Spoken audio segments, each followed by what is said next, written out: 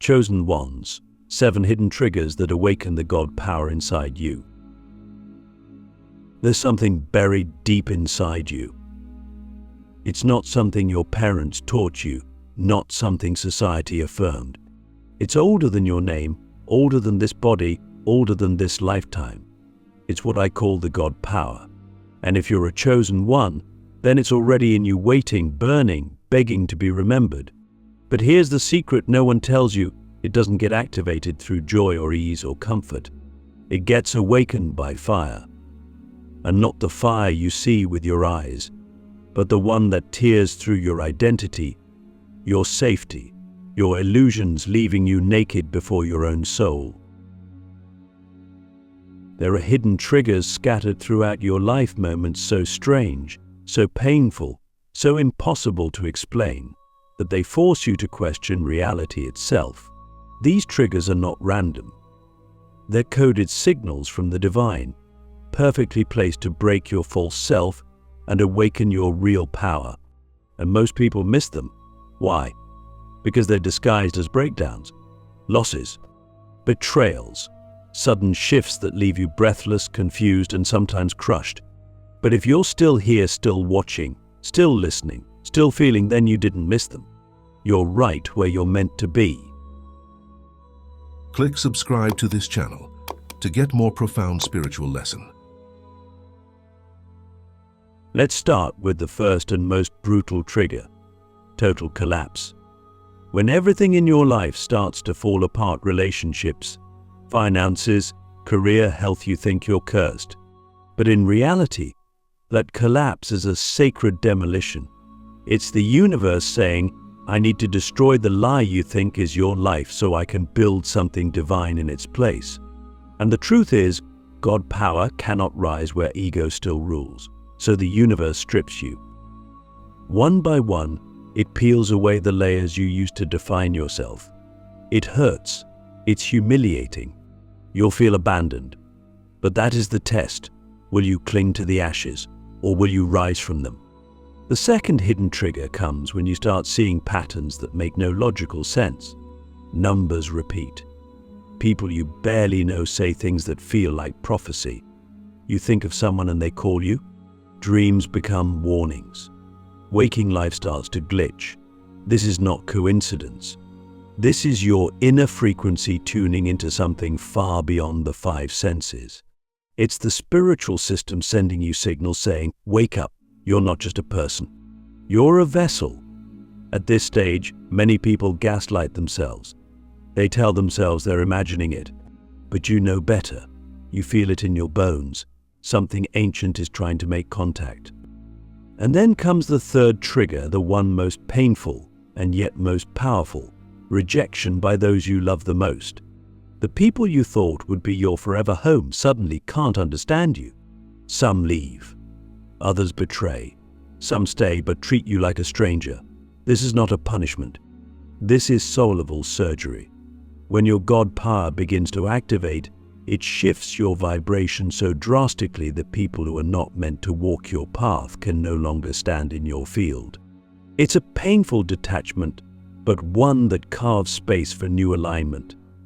The people you lose, they were part of the old you, the one that was asleep, the one that was surviving. But now, you're starting to awaken and your frequency is clearing out the noise. This is the part most chosen ones don't survive emotionally. Because it's so easy to start believing that maybe something is wrong with you. Maybe you're too sensitive, too intense, too different. But that's the lie.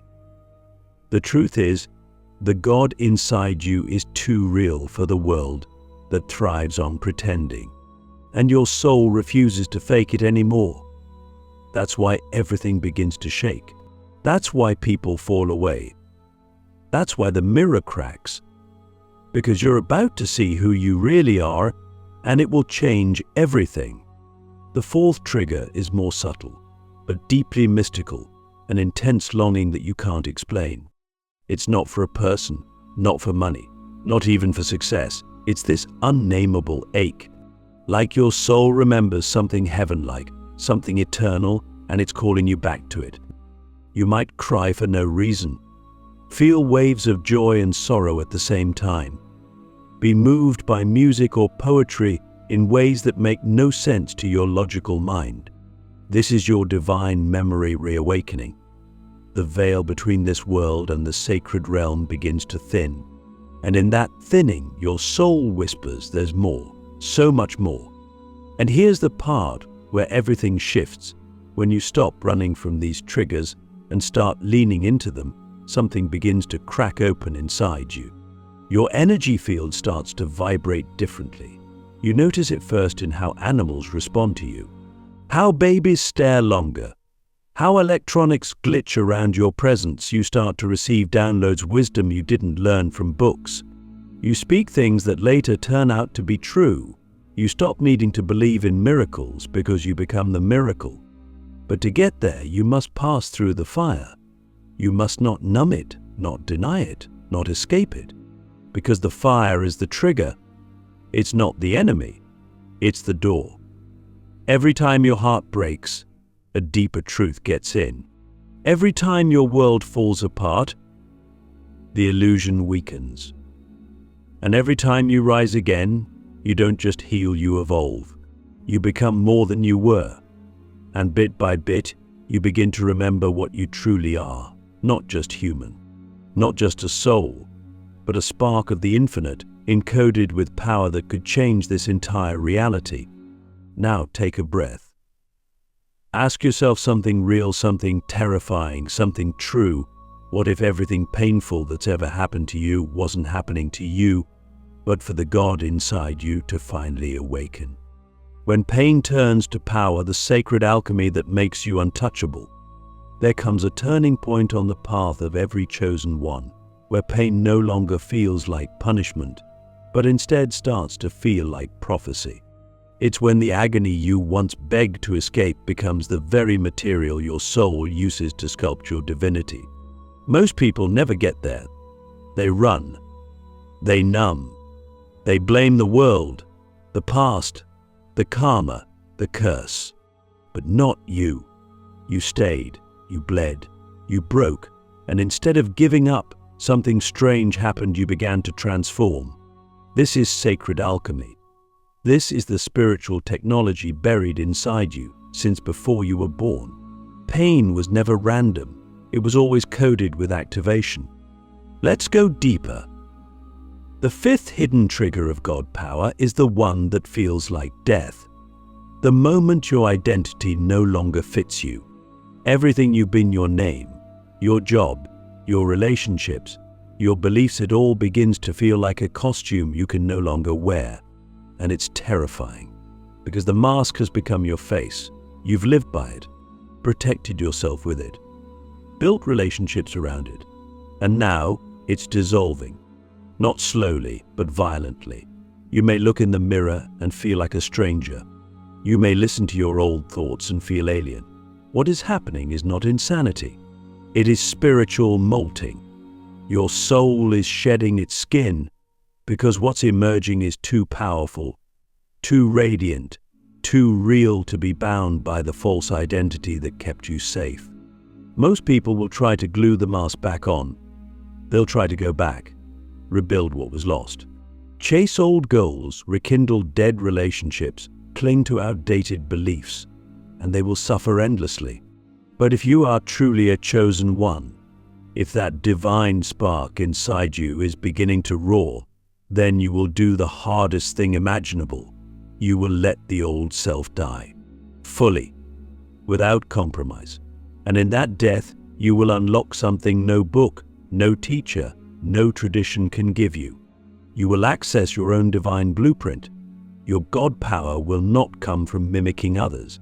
It will come from remembering who you were before the world told you who to be. But here's the beautiful paradox: the more you die to who you were, the more untouchable you become. Not untouchable in the arrogant, nothing can hurt me way, but in the spiritual way where nothing external has power over your truth. You don't need applause anymore. You don't fear rejection anymore. You don't bend to trends, opinions, or expectations. You move from a deeper pulse, a quiet, thunderous knowing that says, I am here for something holy, and I will not be moved. This is when the sixth trigger appears, one that no one tells you to expect, a sudden silence. Not just external silence, but an internal one. The chaos quiets. The urgency fades. You stop rushing. You stop grasping. You stop needing answers. And for a moment, maybe even for days, you feel like you're floating in a void. This is not depression. It is divine integration. Your system is rewiring itself to carry a higher voltage of truth. The old way of operating through fear, through desperation, through validation seeking has been interrupted. You are now being taught how to move through flow, through guidance, through stillness. This silence is sacred. It's not the absence of meaning. It's the space where meaning is reborn. During this period, it's easy to feel like nothing is happening. But make no mistake, this is where the God power begins to crystallize. You are becoming a conductor for divine will.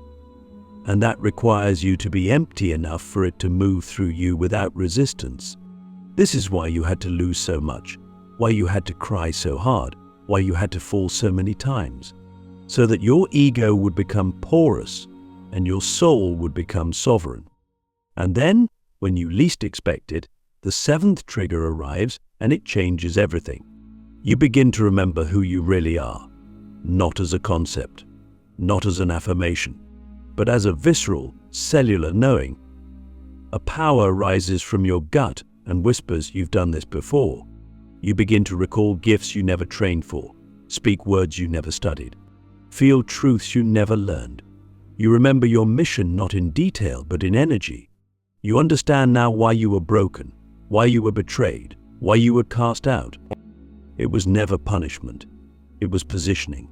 The divine needed you prepared, empty of illusions, full of truth, tuned like a weapon, soft like a healer, balanced like a storm that brings life and death with equal grace. That's when everything shifts. The fear fades. The world doesn't feel as loud. People still talk, still judge, still misunderstand, but it doesn't enter you anymore. You are no longer playing their game. You are listening to a frequency they can't hear. And every step you take becomes sacred. Your silence becomes louder than their noise. Your presence becomes more healing than their words. Your energy becomes a map for the lost.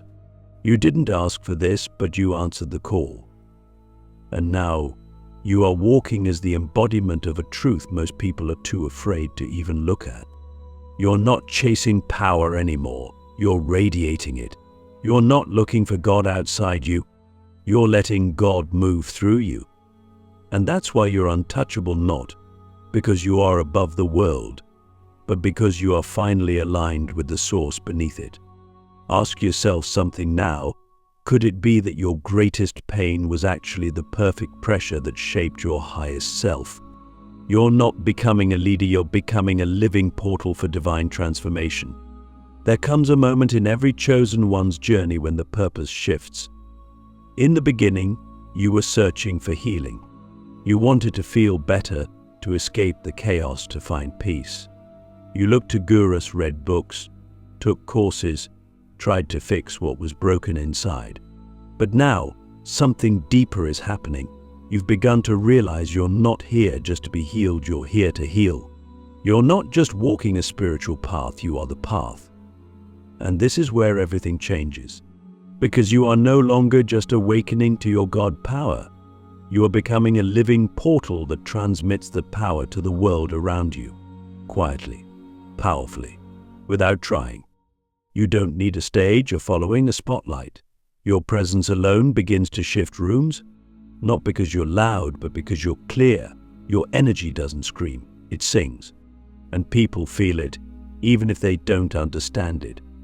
They sit next to you and find themselves crying without knowing why. They touch your hand and feel a weight lift. They come to you with their masks on and leave not knowing how or why their truth just spilled out. This is what it means to be a living portal. You don't do anything flashy. You simply are.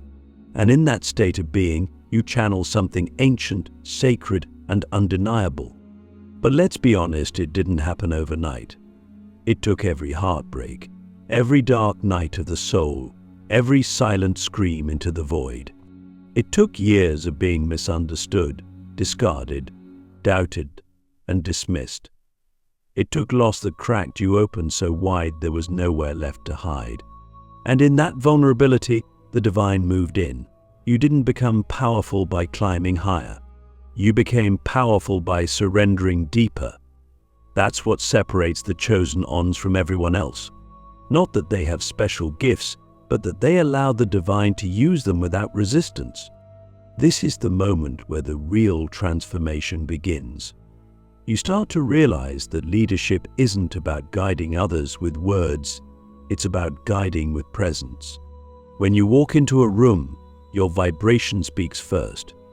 People feel safer, more grounded, more real just by being near you. Why?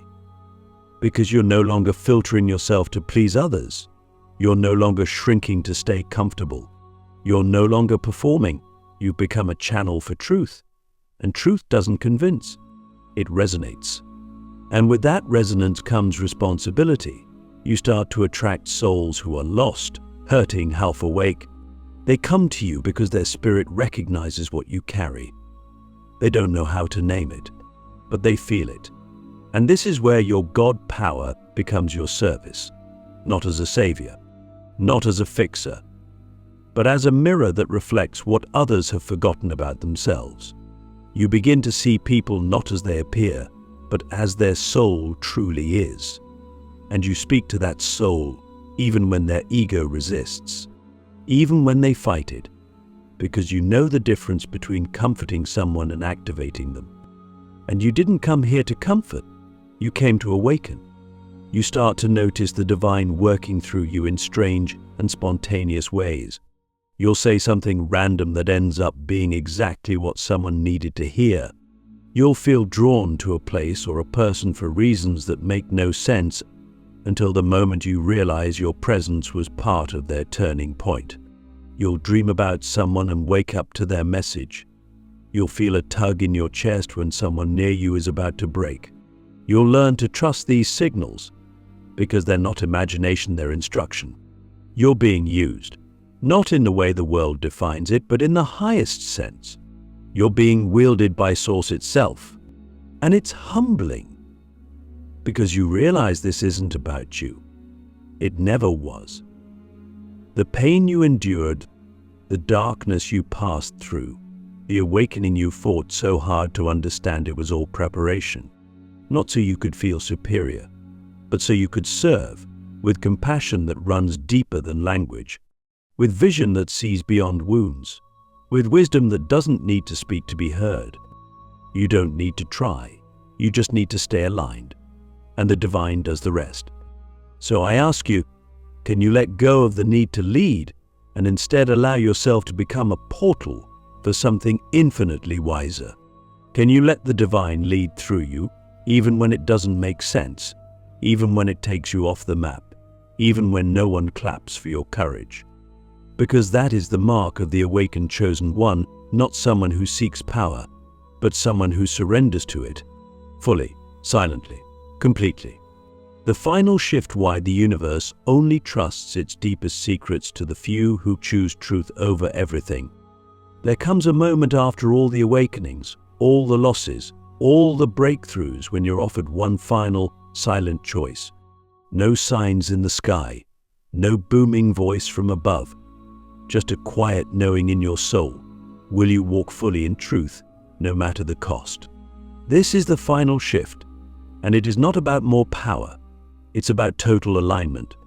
It's about embodying the God power inside you with such fierce devotion to truth that the universe no longer has to test you, because it knows it feels you will not betray your mission. This is why the universe only entrusts its deepest mysteries, its highest frequencies, to a very rare few. Not the smartest, not the loudest, not even the most spiritual looking, but the most honest. Those who have chosen truth over comfort, over popularity, over survival. Those who have lost everything fake and still stood in their integrity. The ones who know they're not here to impress, they're here to transmit. When you reach this level, you realize something shattering and liberating at once. Not everyone was meant to understand you, because you weren't meant to be understood. You were meant to be felt by those who are ready. Your presence becomes an offering. Your words become medicine. Your silence becomes holy. And even when you doubt yourself, the universe doesn't. Because you've proven that you'll speak when it's time to speak, stay silent when it's time to observe, and act when it's time to channel divine will into form. You've become trustworthy in the eyes of the infinite, and that's when something almost impossible to describe begins to happen. Reality bends for you. It's not flashy, it's not dramatic, but things begin to move around you, energies shift in your favor. You speak a need and the response comes not because you're manifesting from ego, but because your vibration is so synced with divine order that the world responds to your field like gravity. You've become a magnet not for attention, but for alignment. Opportunities open in strange ways. People show up right when they're supposed to. You're guided to places, moments, decisions with such precision that even you have to laugh sometimes. This is not coincidence. This is what happens when you carry truth like a living flame inside you. The entire cosmos recognizes you. But here's the twist most don't expect. At this level, there is very little applause. No crowds, no celebrations, no rewards that make headlines. Why? Because you no longer need them. You've outgrown the matrix that measures worth by visibility. You've stepped into the dimension where value is frequency, and your frequency speaks louder than any brand, following, or platform ever could. You begin to feel wealth in moments of stillness. You begin to feel success in alignment. You begin to feel abundance in connection with Source. And that's when you realize this is the real treasure. This is the God power everyone is chasing but can't reach until they give up chasing altogether. So you live differently. You move differently. You no longer rush. You no longer explain. You no longer dilute. You simply exist as you are, and that being becomes your doing. Every breath you take is a prayer. Every step you walk is a blessing. Every conversation you enter becomes a chance to plant a seed of light in a world still trying to remember what light is. You are no longer a seeker. You are the answer to someone else's silent prayer.